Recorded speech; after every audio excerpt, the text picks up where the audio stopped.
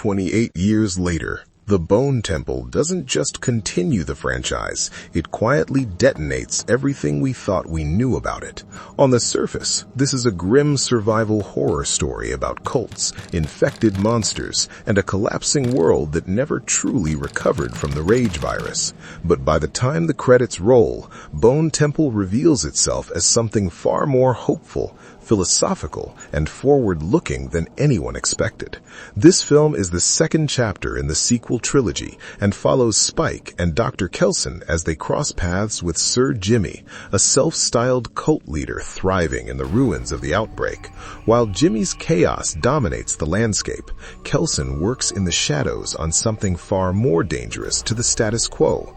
Proof that the rage virus might not be permanent after all. Welcome back to your nerdy show. I'm your host, Spoiler Master, and today we're breaking down the ending of 28 years later, The Bone Temple. By the end of the movie, most of the cast is dead, the cult has collapsed, and the future of the world hangs on secrets buried alongside a dead doctor. But what Bone Temple really does is redefine what survival means in this universe, setting up a final chapter that could reshape the entire franchise. Old Nick released his demons unto the world. The rage virus can be cured, and that changes everything. The biggest and most game-changing reveal in the Bone Temple is that the rage virus can be cured. Not suppressed, not slowed down, cured. Dr. Kelson's work with the alpha infected, known as Samson, quietly overturns the foundational rule of the series. Once infected, always infected. Kelson approaches Samson not as a monster to be eliminated, but as a patient.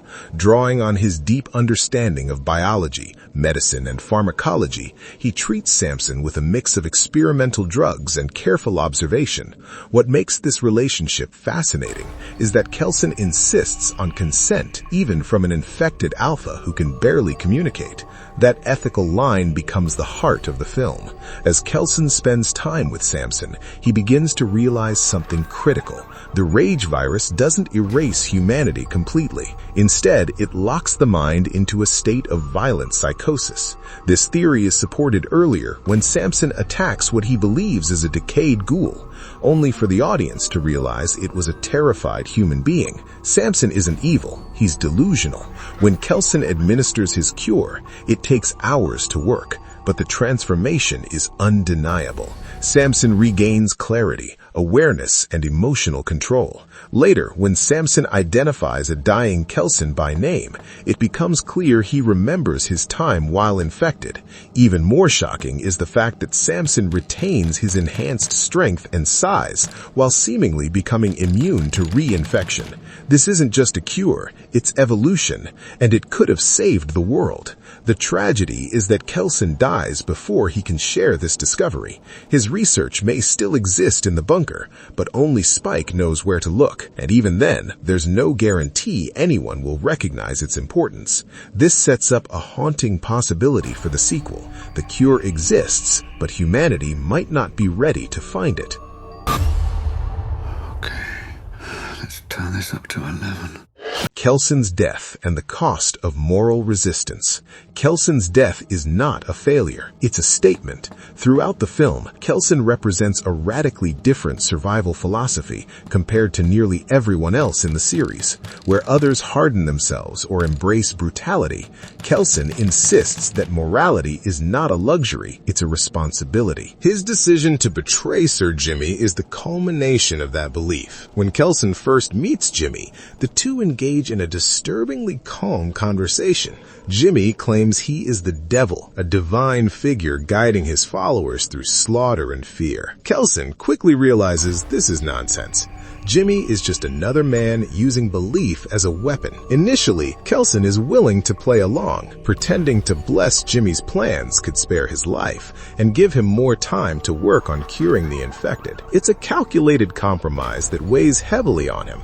especially as Jimmy's cult prepares to slaughter innocent people. Everything changes when Kelson sees Spike among the cult's followers. In that moment, the abstraction collapses. This isn't just about survival or research anymore.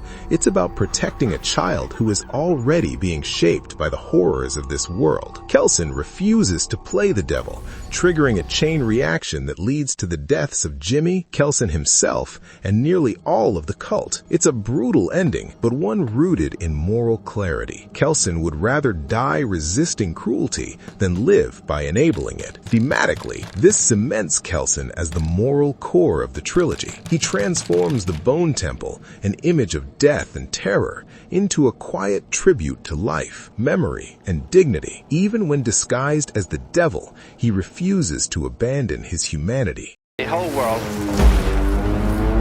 will cease to make any sense. The return of Jim changes the entire game. Just when the film seems ready to close on Kelson's legacy, Bone Temple pivots hard and brings back a character many fans never expected to see again, Jim, played by Cillian Murphy. The final scene cuts away from Spike and the aftermath of the cult to reveal Jim living in a remote home with his daughter. Jim, the protagonist of 28 Days Later, was last seen escaping military brutality with Selena and Hannah, settling into a quiet life far from the chaos. The implication here is massive. Jim and Selena seemingly had a child together, meaning the original film's ending truly did lead to hope, not just survival, but continuity. Selena's absence raises unsettling questions. She could simply be elsewhere in the house, or she may have died, leaving Jim to raise their daughter alone. The film doesn't answer this, and that ambiguity feels intentional. What matters most is that Jim and his daughter move to save Spike and Jimmy Inc. This moment bridges the original film with the new trilogy,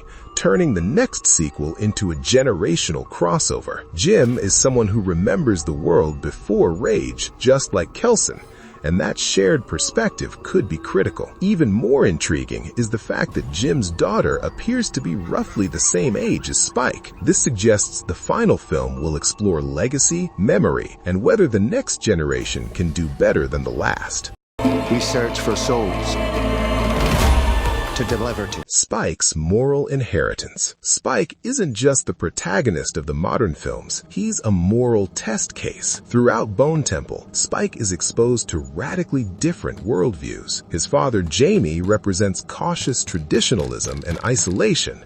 Sir Jimmy embodies violent nihilism dressed up as faith. Kelson stands apart as a believer in empathy without illusion. Spike watches all of them closely. Notably, Spike only raises his knife twice in the entire film, and he only truly intends to kill Sir Jimmy, and only after Jimmy attacks Kelson. This restraint matters. Spike never becomes what Jamie or Jimmy are, and that's because Kelson actively nurtures Spike's empathy instead of suppressing it. Kelson treats Spike as someone capable of understanding morality, not just surviving horror. He explains memory, responsibility, and respect for the dead, shaping Spike into someone who values life even when the world doesn't. That influence extends to Jimmy Inc., Spike's new companion. Spike's empathy allows Jimmy Inc. to reveal her real name and choose a different path. Survival in Bone Temple isn't about dominance, it's about connection.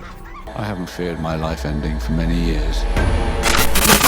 Samson's survival and the future of the infected. Samson's survival might be the most important loose thread heading into the third film. A cured alpha infected who retains strength, memory, and immunity represents a potential new class of human being, one shaped by the virus but no longer controlled by it. If others discover Kelson's work, attempts to replicate the cure could reshape the world, but Bone Temple is careful not to present this as an easy solution. Wiping out the infected completely may be impossible, and the ethical implications of curing versus killing them will undoubtedly divide survivors. Samson's existence also challenges the genre's typical monster logic. He isn't redeemed through death, he's redeemed through understanding. That's rare in post-apocalyptic horror, and it aligns perfectly with the film's philosophical shift. When the infected attack, what do they see? Where the trilogy can go from here. With a third film officially confirmed, Bone Temple feels less like a conclusion and more like a hinge point.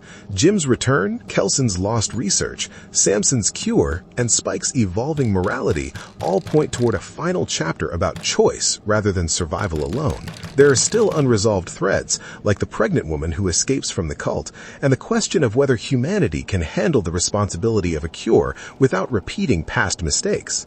There's also the possibility of conflict between old-world survivors like Jim and the newer generation represented by Spike. At its core, 28 years later, the Bone Temple is about morality under pressure. It argues that brutality isn't inevitable, that empathy isn't weakness, and that even in a world defined by infection and fear, humanity can still choose to be better. Kelson's philosophy doesn't just survive his death, it lives on through Spike, Samson, and the choices they make next. In a genre obsessed with how people become monsters, Bone Temple dares to ask how they stay human, and that makes the future of this franchise more interesting and more hopeful than it's ever been. The world of man fell before the demons. Our nerdy thoughts. And that's what makes 28 years later the Bone Temple hit so hard. It isn't just about surviving the end of the world. It's about deciding what kind of people are left to rebuild it. Kelson's death, Samson's cure, Spike's choices, and Jim's return all point toward a future where humanity finally has a chance to break the cycle of fear and violence that's defined this universe since day one. The real question now isn't whether the world can be saved, but whether the people still standing are ready to do it the right way. If you enjoyed this deep dive, hit that like button, subscribe for more endings explained and future predictions, and let me know in the comments, do you think Kelson's cure will be found, or is the world not ready for it yet? Until next time, stay nerdy, stay curious, and I'll see you in the next one. What the heck, I'll laugh anyway.